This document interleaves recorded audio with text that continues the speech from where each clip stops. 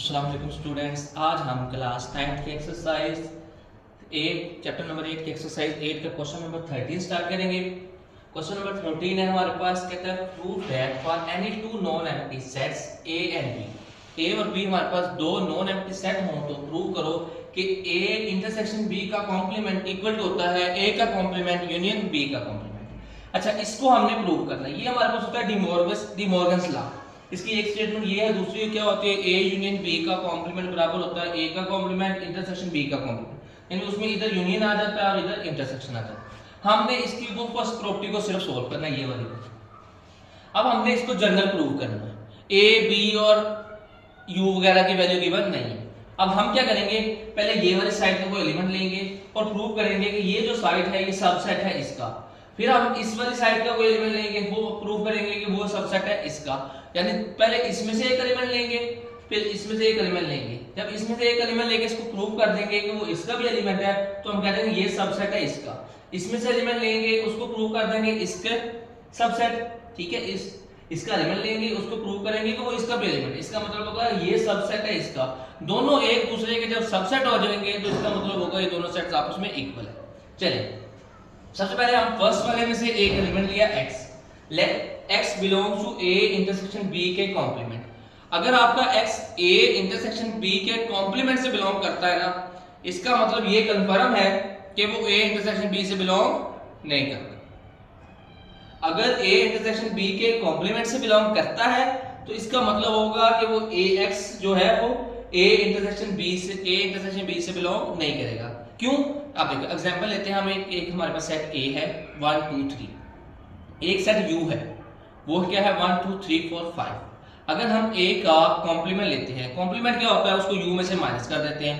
तो हम U में से जब 1 2 3 माइनस कर देंगे, बाकी हमारे पास बचेगा 4 5। अब देखो A कॉम्प्लीमेंट आ रहा है 4 5, A क्या था 1 2 3। इसका मतलब जो A होगा वो A कॉम्प्लीमेंट नहीं होगा, जो A कॉम्प्लीमेंट होगा वो A नहीं हो सकता, क्योंकि A कॉम्प्लीमेंट वो होता है हम U में से A वाले माइनस कर दे तो A कॉम्प्लीमेंट आता है। इसका मतलब है कि अगर A इंटरसेक्शन B का कॉम्प्लीमेंट है, ये कंफर्म होगा कि अगर ये इसमें से बिलोंग करता है तो ये A इंटरसेक्शन B से बिलोंग नहीं करेगा। अच्छा, अब अगर आप X A इंटरसेक्शन B से बिलोंग नहीं करता, इसका मतलब है इसमें कौन से डिजिट आते हैं, वैसे वो आते हैं जो A के भी हो और B के भी। इसका मतलब होगा या X A में नहीं है, या X A में नहीं है, या X B में नहीं, दोनों में से किसी एक में नहीं है, तभी तो वो A इंटरसेक्शन B में नहीं आ रहा। या A में नहीं है या B में नहीं है। अच्छा, अगर वो A में नहीं है तो A के कॉम्प्लीमेंट में जरूर होगा, या अगर वो B में X नहीं है तो B के कॉम्प्लीमेंट में जरूर होगा, या इसमें X होगा या इसमें होगा। लेकिन अगर हम इसका ले रहे हैं यूनियन, अगर इसमें हो या इसमें, दोनों में किसी एक में भी होगा तो यूनियन में तो जरूर आएगा, क्योंकि यूनियन में दोनों के एलिमेंट सारे आते हैं। अगर वो इसमें है या इसमें, दोनों में किसी एक में भी होगा तो इसमें भी होगा।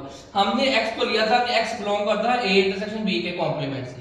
अब हमने उसको कह दिया कि x बिलोंग करता है a complement union b complement से। इसका मतलब है कि ये जो है ना a इंटरसेक्शन b का कॉम्प्लीमेंट, ये सबसेट होगा a complement union b complement. इसे हम कह देंगे इक्वेशन 1 का नाम दे देंगे। अब हम इसी तरह एक और एलिमेंट लेंगे y, वो हम कहेंगे a complement union b complement में से बिलोंग करता है, ठीक है। अब अगर y a complement union b complement में बिलोंग करता है तो ये कंफर्म है, क्या कंफर्म है कि वो a कॉम्प्लीमेंट में होगा या b कॉम्प्लीमेंट, दोनों में से किसी एक में होगा तो उसके यूनियन में आया है ना, या इसमें होगा या इसमें होगा, दोनों में से किसी एक में भी होगा तो इसमें यूनियन में जरूर होगा। अब अगर y a कॉम्प्लीमेंट का हिस्सा है तो इसका मतलब है कि वो a का हिस्सा नहीं होगा। अगर y b कॉम्प्लीमेंट का पार्ट है, इसका मतलब है वो y b का पार्ट नहीं होगा, ठीक है।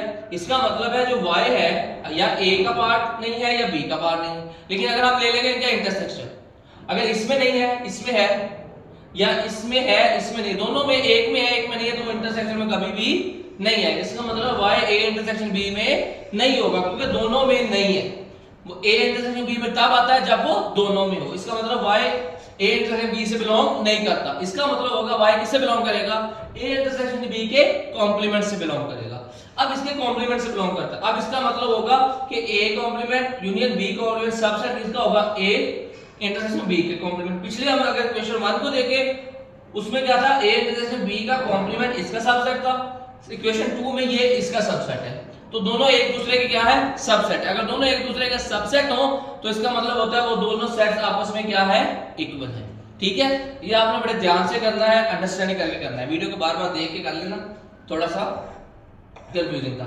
चलिए अब हम चलते हैं क्वेश्चन नंबर 14 की तरफ। ये बड़ा आसान है, कहता है if x and y are positive real number, दो x और y क्या है पॉजिटिव है, पॉजिटिव का मतलब प्लस वाला रियल नंबर है, और x स्क्वायर लेस देन है y स्क्वायर से, ये गिवन है।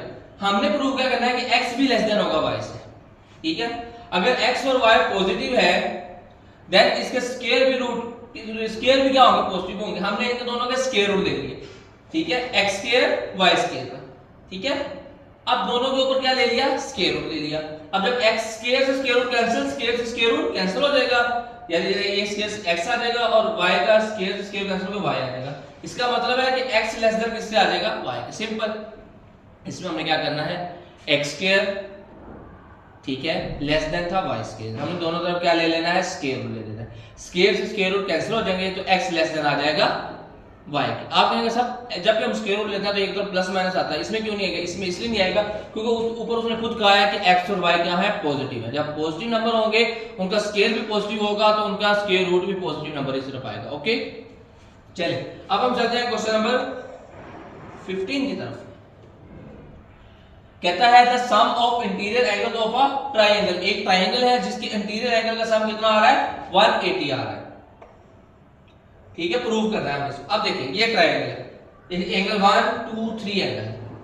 ये जो लाइन है ना BC, इसके पैरेलल हमने एक लाइन ले ली XAY और ये BC दोनों क्या है पैरेलल है। अगर ये पैरेलल है तो ये जो लाइन पे है ना ये एंगल कितने का बन रहा है 2 का, और ये एंगल कितने का 4 का। ये दोनों एंगल आपस में क्या होंगे अल्टरनेट एंगल होंगे, यानी एंगल 2 और एंगल 4 आपस में क्या होंगे इक्वल होंगे। यानी कि मैं आपको एक दिखाता हूं कि आप इधर से एक ये जैसे लाइन जा रही है ना ऐसे लाइन ड्रा कर दें, ये लाइन जा रही है इससे ऐसे ड्रा कर दें। अब इसके ऑपोजिट एंगल कौन सा है ये, जितना एंगल ये था 2 उतना ही एंगल ये 2 एंगल है, जितना एंगल 2 है उतना ही क्या होगा 4। इसका मतलब एंगल 2 और एंगल 4 क्या है बराबर है। अब इसी तरह अगर 5 की बात करें, ये एंगल 3 और एंगल 5 क्या है बराबर है। ओके, अब ये समझ आ गया कि एंगल 2 और एंगल 4 बराबर है, एंगल 3 और एंगल 5 बराबर।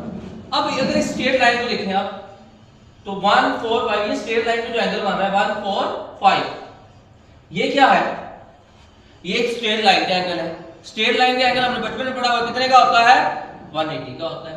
तो इन तीनों का सम क्या हो गया 180 हो गया। लेकिन 2 और 4 भी 2 और 4 बराबर है, 3 और 5 बराबर है। इसका मतलब है 1 2 और 3 का सम भी कितना होगा 180 होगा। चलिए अब इसको आपने लिखना कैसे है, we have triangle ABC and we want to prove that इन तीनों का सम कितना है 180। ये तो हमने करना है वो, ये तो मैं इसको चलिए अब let us draw a line XAY, जो हमने एक सीधी XY लाइन ड्रा की पैरेलल किसके है BC के, so that we can use properties related to the parallel line के दरमियान जो एंगल्स अल्टरनेटिव एंगल के होते हैं वो इक्वल होते हैं। Now XAY is a line through angle 1 angle 4 angle 1 और 5 कितने का होगा 180 का। क्यों? क्योंकि स्ट्रेट लाइन है, स्ट्रेट लाइन का एंगल हमेशा कितने का होता है 180 का होता है। तो XAY और BC क्या है पैरेलल है। इसका मतलब है AB and AC are transversal, बिल्कुल AB और AC उसके ट्रांसवर्सल होंगे। इसका मतलब एंगल 4 और एंगल 2 बराबर होगा, मैंने आपको भी ड्रा करके भी दिखा दिया था। एंगल 5 और एंगल 3 बराबर होगा। अगर ये इस तरह बराबर है तो हम 2 की जगह 4 की जगह 2 लिख देंगे और 5 की जगह 3 लिख देंगे। इसका मतलब है एंगल 1 2 और 3 का सम कितना आ गया 180 आ गया। तो ये हमारे पास प्रूव हो गया। ओके, नेक्स्ट चलते हैं क्वेश्चन नंबर 16 की तरफ। कहता है if A B and C are non zero real number, non zero है जीरो नहीं, प्रूव दैट, ये प्रूव करना है। ये हमने कहता है A over B equal to C over D, इसको A D बराबर C, ये दोनों आपस में एक दूसरे के बराबर है। पहले हम इसको लेके चलेंगे, ये लेफ्ट साइड पे जो है इसको इसके बराबर प्रूव कर देंगे पूरे के, और फिर ये पूरे राइट साइड को लेंगे इसको इसके बराबर प्रूव कर देंगे। पहले हमने ये लेफ्ट साइड ले लिया, इसका लेफ्ट पार्ट लेंगे। A B equal to C, दोनों तरफ BD से मल्टीप्लाई करवा दिया, ठीक है, BD से मल्टीप्लाई करवा दिया। अब ये A लिखा है, हम इसे लिख सकते हैं A मल्टीप्लाई बाय 1, बिल्कुल लिख सकते हैं। ये सी लिखा है, इसमें लिख दिया सी मल्टीप्लाई बाय 1। अब ये प्रॉपर्टी यूज करें कौन सी भला, एसोसिएटिव प्रॉपर्टी। एसोसिएटिव प्रॉपर्टी कहते हैं 1 ओवर बी जो है ना, ये बी से मल्टीप्लाई कर देंगे। ये ऐसे लिखा ना 1 over B multiply B D, तीनों मल्टीप्लाई हो रहे हैं ना। हम अगर ब्रैकेट को इस तरफ शिफ्ट कर दें, यानी 1 ओवर बी को बी से मल्टीप्लाई कर दें, डी को बाय निकाल दें, ये एसोसिएटिव प्रॉपर्टी होती है। ठीक है, चलिए मैं आपको लिख के दिखाता हूं एसोसिएटिव प्रॉपर्टी क्या होती है। ये एसोसिएटिव प्रॉपर्टी होती है ए बी सी बराबर होता है ए बी सी। ठीक है ना, हमने पहले बी सी के साथ ब्रैकेट थी, ये बी डी के साथ। ठीक है, हमने क्या किया, इस सी को बाय निकाल के ए बी के साथ हमने क्या किया, 1 ओवर बी और इन दोनों के साथ कर दी, डी को बाय निकाल दी। ये प्रॉपर्टी यूज की, इसे एसोसिएटिव प्रॉपर्टी कहते हैं with respect to multiplication. Okay, चलिए अब ये बी और बी आपस में क्या हो जाएंगे, कैंसिल हो जाएंगे। इसी तरह ये प्रॉपर्टी यूज हुई, डी से डी कैंसिल हो गए, तो ए डी बराबर आ गया सी बी के। यहां से लिखे, ये देखो अब ये हमने क्या यूज किया, कॉमोटेटिव लॉ यूज किया कि सी बी और बी सी आपस में क्या होते हैं, इक्वल होते हैं। अब हमने इसको राइट वाली साइड को लेंगे और इसको दोबारा फर्स्ट वाला लेफ्ट साइड प्रूव कराएंगे। ए डी बराबर है बी सी के। अब हमने क्या किया, दोनों तरफ 1 ओवर बी और 1 ओवर डी से मल्टीप्लाई करवा दिया, लेफ्ट साइड में और राइट साइड में। अब इसको a को a b से मल्टीप्लाई करवा दे, d को 1 ओवर d से मल्टीप्लाई करवा दे, इसी तरह b को 1 ओवर b से और c को 1 ओवर d से मल्टीप्लाई करवा दिया। अब ये d से d कैंसिल हो गया, ये b से b कैंसिल हो गया। अब a 1 से मल्टीप्लाई हुआ, a ही आ जाएगा। ठीक है, ये तो कैंसिल हो गया। इसी तरह ये कैंसिल हो गया, c 1 से मल्टीप्लाई c आ गया, तो इसका मतलब है a b और c d आ गया, लेफ्ट साइड आ गया। तो ये हमारा प्रूव हो गया कि लेफ्ट हैंड साइड दोनों आपस में एक दूसरे के इक्वल। हम पहले इसको लिया, इसके बराबर प्रूव किया, फिर इसको लिया, इसके बराबर प्रूव किया। इसी तरह ये आप इसका सेकंड पार्ट आ गया। ठीक है, अब a over b multiply c over d बराबर है a c b d के। पहले हम इसकी लेफ्ट साइड ली, ठीक है, a over b dot c over d। अब a ओवर b है ना, इसको मिल जाए a मल्टीप्लाई 1 ओवर b, क्योंकि a 1 से मल्टीप्लाई होगा, इसे मल्टीप्लिकेटिव प्रॉपर्टी कहते हैं। c ओवर d था, इसको मल्टीप्लाई करते हैं c बटे 1 बाय d। अब हमने एसोसिएटिव प्रॉपर्टी यूज कर दी, ये 1 बाय b को अंदर लेंगे, c को बाहर ले आए। ठीक है, इसको एसोसिएटिव प्रॉपर्टी भी कह सकते हैं। अब इसको हम बाहर ले आए, यानी कि ये 1 ओवर b, c को पहले ले आए, 1 ओवर b को से मल्टीप्लाई करवा दिया। अब a c मल्टीप्लाई 1 मल्टीप्लाई 1 होगा 1 ही आ जाएगा, बी डी आपसे मल्टीप्लाई होंगे, बी डी आ जाएंगे। अब ए सी को 1 से मल्टीप्लाई करो, क्या आ जाएगा, ए सी ओवर 1 डी। जब ए सी को 1 से मल्टीप्लाई करेंगे, ए सी ओवर बी डी आ गया। ये उसके लेफ्ट साइड से लेके हम राइट साइड पे चलेंगे।